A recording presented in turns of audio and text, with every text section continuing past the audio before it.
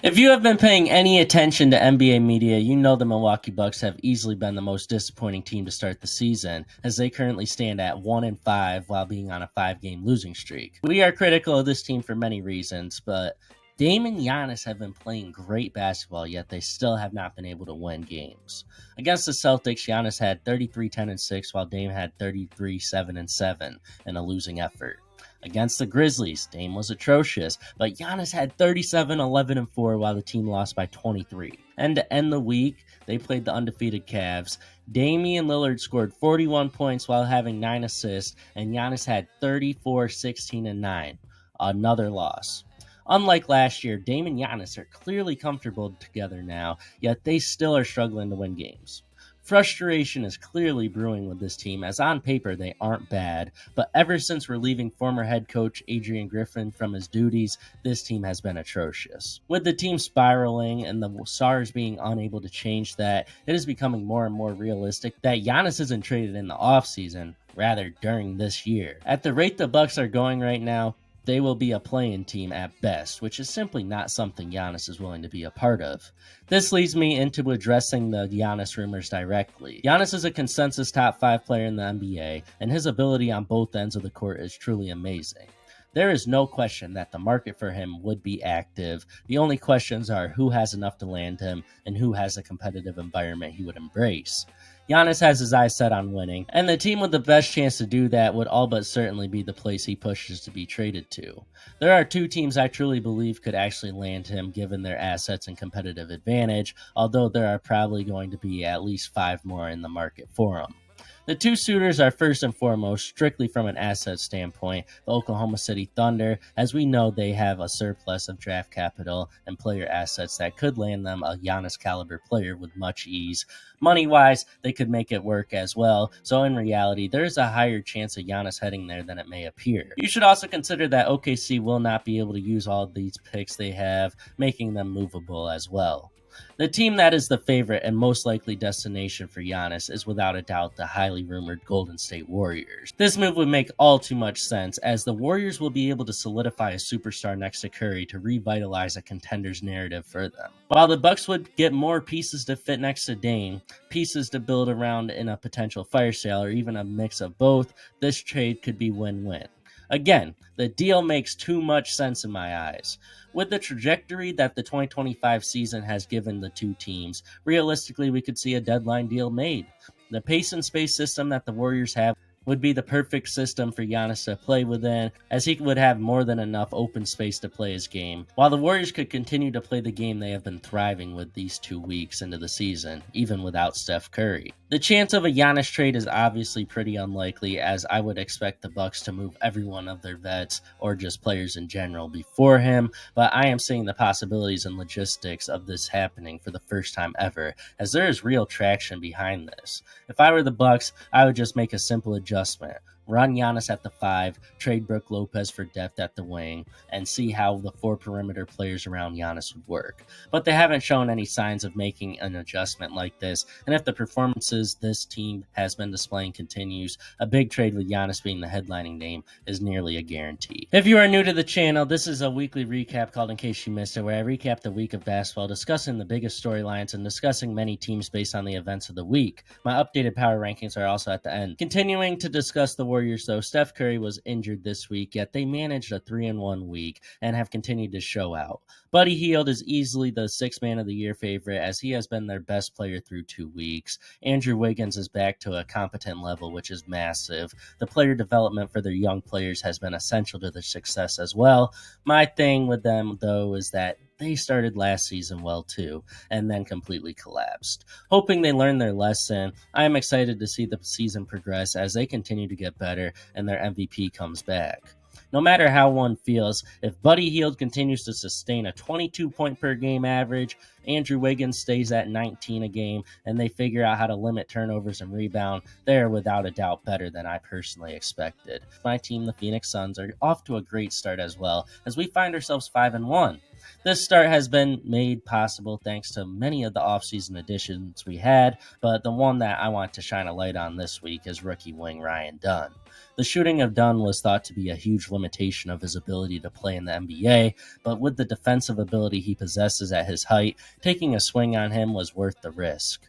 Every expectation I had for him, he has broken past it and then some. Shout out to Ryan Dunn, but the thing I am intrigued with surrounding him and my team now is how we could look into moving Grayson Allen, as we don't really need him that much anymore. Speaking of trades, Dennis Schroeder was a player that I thought would command a huge trade market this year, and even in the offseason, as he is a great facilitator, scorer, and can defend. Everything has changed now as he is showing top-level guard production, which is something I certainly didn't expect to see.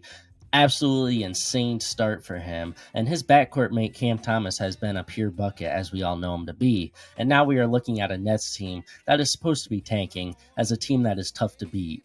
It'll be interesting to see how the trade deadline plays out if the Nets continue to play like this, because realistically, they do need to tank, especially with the draft class being full of stardom. No matter what, the Nets have had a top backcourt in the entire NBA so far in 2025, and that is not something I thought I would be saying. We had an unfortunate injury to Paolo Banchero this week. The news was even more tragic as we were witnessing him play at an MVP level. He dropped 50, 13, and 9 in a game this week and was averaging 29 on the season.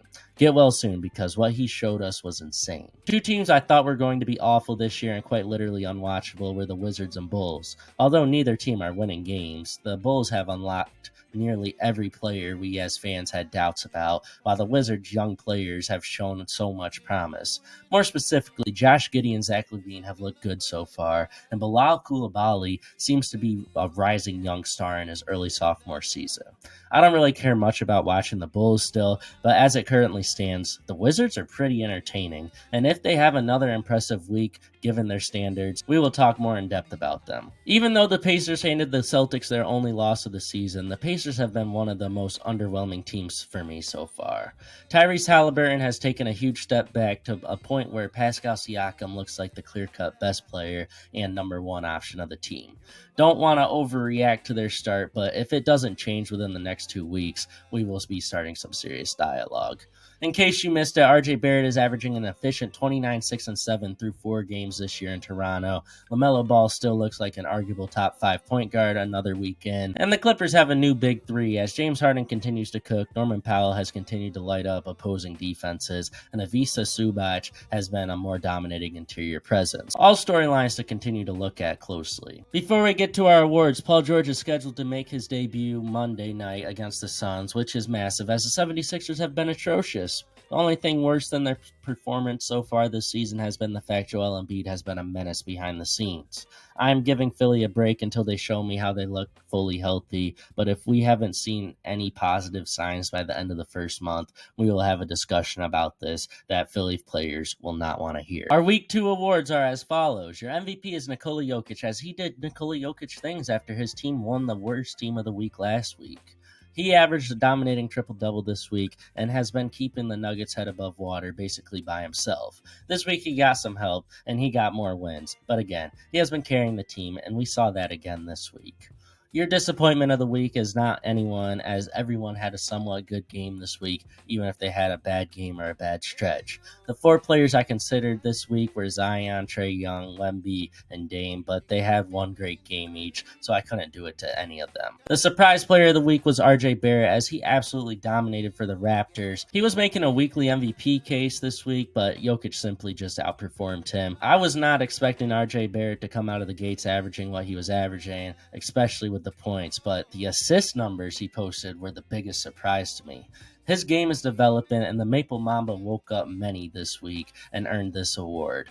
Our team of the week is the Cleveland Cavaliers, as they remain undefeated after another 4-0 week. Darius Garland looks completely new, as he has gotten back to his good form. Donovan Mitchell has been Donovan Mitchell. Evan Mobley getting more touches on offense, as he has been a clear center and vocal point of the offense from new head coach Kenny Atkinson. Jared Allen has been a double-double machine so far, and this team looks great great and has been dominating. The worst team of the week is the Milwaukee Bucks, as they are on a 5-game losing streak and look terrible. And now on the screen, you have the Week 2 NBA Power Rankings from me. Not much that is really crazy. Only thing I point out is that I could move the Lakers a little bit lower, and the 76ers definitely could go lower. But other than that, nothing really crazy to talk about right now. And with that, we're going to conclude another episode of In Case You Missed It, the weekly recap on this channel that drops every Monday at 3. We're 2 weeks in. 1 weekend, we got too many overreactions about who's a true contender, as some teams that you never would have thought about became contenders in the media's eye. So if you want to watch a video where someone breaks down all these overreactions and the reality behind contenders and pretenders of the season, well, there's a video on the screen for you. Y'all stay safe. Have a good one. Bye.